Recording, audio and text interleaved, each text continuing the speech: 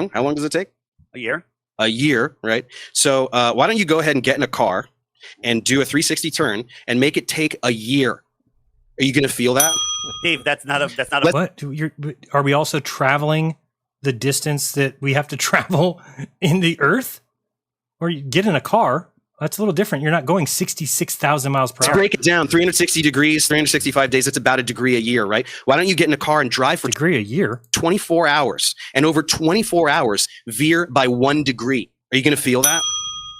Okay, this guy actually seems genuine, so I think I'm going to have to lean towards mental disability. So this is a false analogy or a non-congruent logical fallacy. Again, Professor Dave is starting to get a little bit more diverse with his logical fallacies here. So obviously, one single motion over a period of time is non-congruent to the claimed motions of the Earth, because there's a claimed 1,000 mile per hour spin on the axis. Then there's the claimed movement around the sun. Right. Then there's the claimed movement of the entire Milky Way galaxy. So these are all multiple points of direction, not a single point. We'd be so dizzy. That would be equivalent to this. People say, "Oh, I'm just trying to think of the easiest." I'm just trying to think of something to say that will make sense. Stop being a dick, right? Imagine you want to compare that. I don't think Dave saying stop being a dick is a logical fallacy. Imagine you're in an airplane. He was being a dick. Move the outer shell of the airplane. You double the speed of the airplane, and you nosedive 2 miles a minute. Okay, and that just to follow the curve of the Earth. That's the speed that the Earth is curving. And when something's moving and it's curving, that's acceleration. Okay, so big words.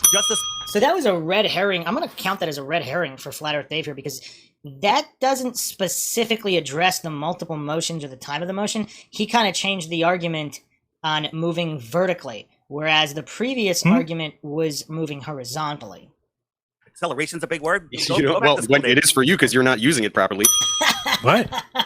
How is he not using it properly? How is he not using it properly? I mean, this would basically be an ad hom, as if he's too stupid to know the right definition, so he's not using it properly without showing how he's not using it properly. So, acceleration is rate of change in velocity, so you're using it like when velocity. You change so off you of your vector, when you change. What did he say? I want to hear what he said again. I don't think Dave has any clue. In fact, there's a part of this where Dave Weiss says that because of magnetic declination, where the direction they're looking, and Dave Farina has no idea what magnetic declination is. None whatsoever. Argument was moving horizontally. But I want to hear this again. What he said here. Acceleration's a big word. It is for you because you're not using it properly.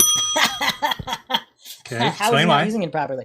So, I mean, this would basically be an ad hom, as if he's too stupid to know the right definition, so he's not using it properly without showing how he's not using it properly. So, acceleration is rate of change in velocity. So acceleration is rate of change in velocity.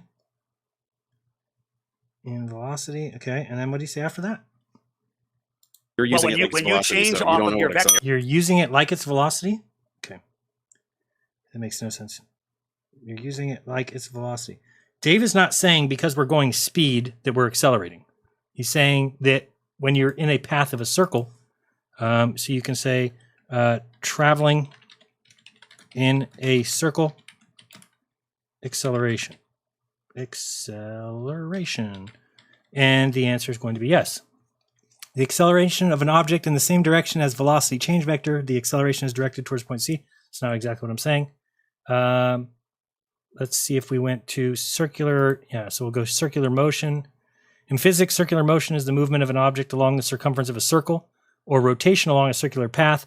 It can be uniform with constant angular rate of rotation and constant speed, or non-uniform with a changing rate of rotation. The rotation around a fixed axis or a three-dimensional body involves circular motion of its parts. Where is it going to talk about it being acceleration? Right here. Since the object's velocity vector is constantly changing direction, the moving object is undergoing acceleration. Okay? So Dave Farina, the professor, not a professor, has no fucking clue. Has no fucking clue. Pretty sad that Dave Weiss, who goes around not putting professor in front of his name, is way smarter than Dave Farina, so-called Professor Dave, who people think is actually smart and has a clue what he's talking about. Clearly, you do not. When you change off of your vector, that force is equal to acceleration. Okay. Yeah, but I just told you, right? It takes a year to go around the sun. What? How much are you feeling? Do you want to calculate it? Should we calculate it together? I'm talking about the spin of the Earth. The spin of the Earth. The spin of the Earth. Right? You're dropping. The spin of the Earth is constant. 2 miles. You do not feel. You're falling. Like if you take a point. Spin of the Earth is constant. What if you travel from the equator to Alaska? Is the spin of the Earth constant space, and you go for an hour, you're falling at the same rate as a skydiver free falling. Okay? That's ridiculous. right? You are Yeah, curving see- off of your line of your trajectory. So that's an appeal to incredulity by Flat Earth Dave there. Wow. Just because it's ridiculous doesn't mean it's not true. Now, he does mix in some examples, but unless he does so here, this is Then I use that a lot. I a use that a fallacy lot. for him. This one I think I figured out, and I think this one is genuine confusion on your part. So I don't want to hold this one against you as much as other lies you tell, which are just blatant lies.